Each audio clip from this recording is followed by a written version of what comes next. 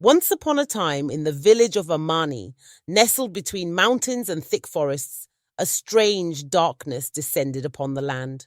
Crops withered, rivers ran dry, and strange storms tore through the fields. The villagers feared that the spirits had forsaken them, leaving them to suffer in a land scorched and broken. It was around this time that Nkoru was born. He was the child of Abena, a young woman known in the village for her beauty, but also for her pride. Abena had scorned her community's traditions, forsaking the sacred customs and the reverence for ancestors. Whispers floated around the village that she had gone beyond the mountains one night, in the company of a shadowy stranger whose face no one had ever seen. When Abena returned, she was with child. She would not say who the father was, and her pride prevented her from explaining her actions. She carried her child with defiance, never asking forgiveness, and a sense of mystery surrounded her. When the child was born, he bore strange marks on his skin, symbols that the village elders recognized as cursed. His eyes were dark and hollow, with a look that made even the bravest men shiver. The villagers named him Nkoru, meaning dark one, and avoided him, believing he was the product of sin and an unknown, wicked father. As Nkoru grew, the village's misfortunes multiplied. Fire rained down like rain in the hot season. Wild animals terrorized the village, and children fell sick without explanation. Some elders suspected that the boy was the reason for their suffering. Whenever they tried to contain Nkoru or isolate him, he escaped with an almost supernatural strength and agility. Finally, the villagers confronted Abena. "Your child has brought a curse upon us. Our people suffer, our lands are destroyed, and our ancestors are silent. We must be rid of this child of yours, for he is surely the reason for our misery."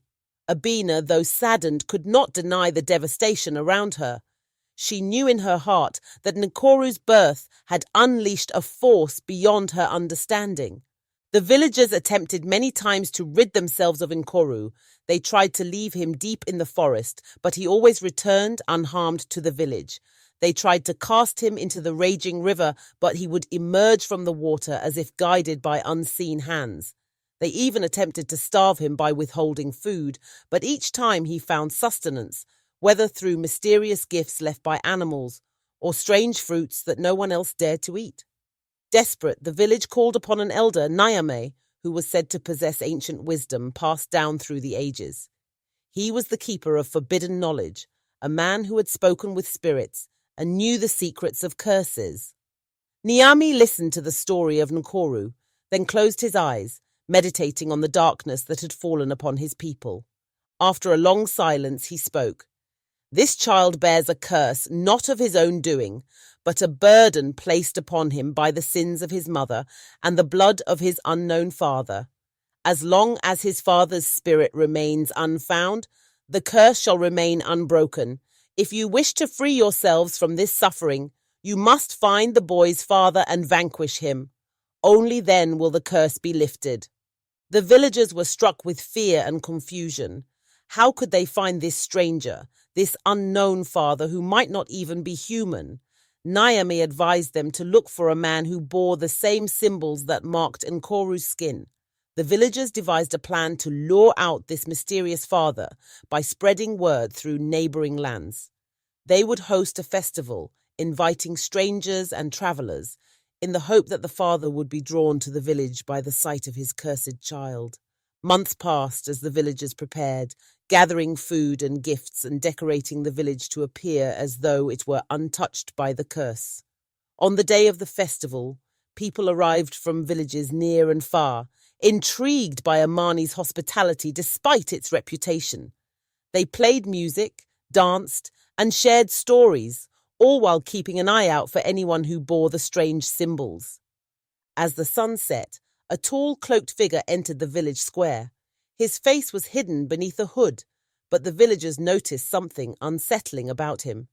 When he approached Nkoru, the boy's eyes darkened, and he reached out instinctively as if recognizing his own blood. The villagers watched in horror as the man's cloak slipped, revealing marks on his arms, the same as Nkoru's, a web of dark symbols that twisted and shimmered like coiled snakes. Realizing that their plan had succeeded, the villagers prepared to attack, but the stranger moved with incredible speed, evading their weapons and slipping through the crowd like smoke. He laughed, his voice echoing in the night, and his presence seemed to ignite the darkness around them. In the chaos, Niami called out, "Do not let him escape. He is bound to the boy, and as long as the child lives, he cannot flee." The villagers rallied, forming a circle around Nkoru and his father. They chanted words taught by Niame, ancient words meant to bind spirits and weaken their power. The stranger howled in rage, lashing out at the villagers, but the power of their voices kept him trapped. Gradually, his strength faded, and he collapsed to his knees.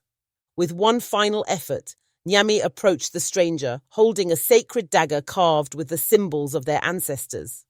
"Your sins have cursed this land, but tonight we free ourselves from your darkness." With a swift motion, Nyami struck the stranger's heart, piercing him with the dagger. The man screamed, and his body dissolved into shadows, dissipating into the night air. As the last remnants of the stranger faded, Nkoru, who had stood silently throughout the ordeal, fell to the ground. The villagers approached him cautiously, and as they looked into his eyes, they saw that the dark, hollow gaze was gone. He lay still, his small body finally lifeless, as if the curse had drained his very soul. In the days that followed, Amani began to heal. The rivers flowed freely once more, crops grew green and bountiful, and the sky cleared. The village returned to a time of peace and prosperity, but they never forgot the terrible curse that had nearly destroyed them.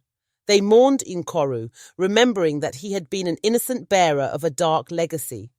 Abena, heartbroken by the loss of her son, spent her remaining days in quiet penance, helping those she had once scorned, and every year the villagers held a small ceremony at the site where Nkoru had fallen, offering prayers to their ancestors and to the spirits of the land, hoping that no such curse would ever plague them again.